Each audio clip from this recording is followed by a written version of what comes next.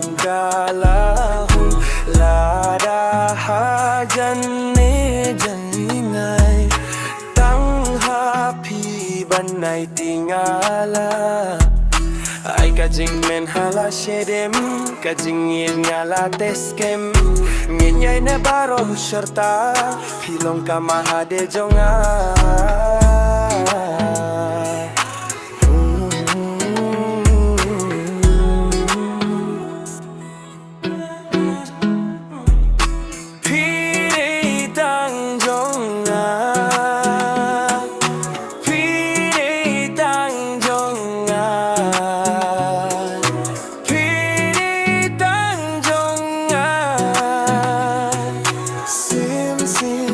Syiem jong Syiem jong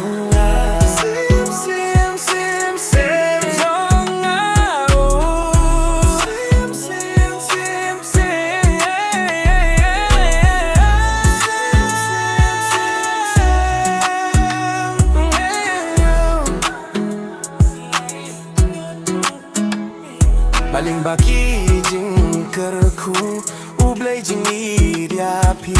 ngalak layim don shu kumapinas la pertekala kajing sukba jing kim jing kular na loki por min barim wat shepting wat artatien yang ayapi ngan ring ngan sumar bagyada baro sertanginnya don rengka jinggit nganai manka cilip matar ngut hadu dakut kiski hien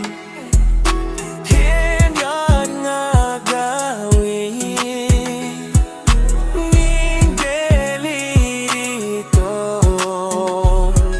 Syiem jong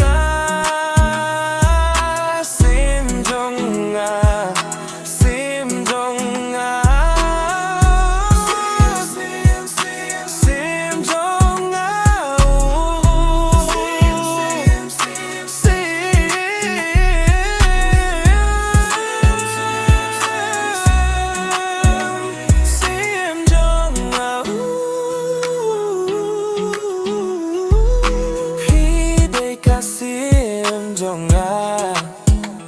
baro kibriu sa fang jong piki alap kana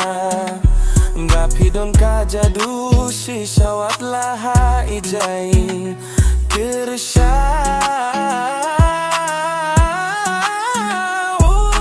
tim dan kaman riam cilapi kring yang ada kajing lom sida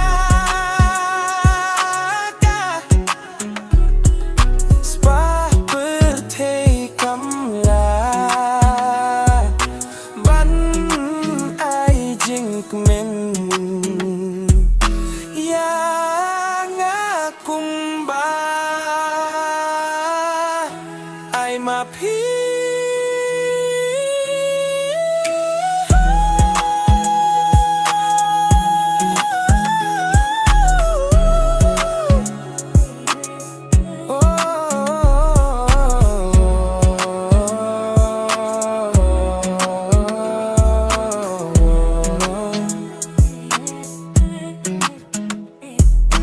kajing pu samerki jong pingan penya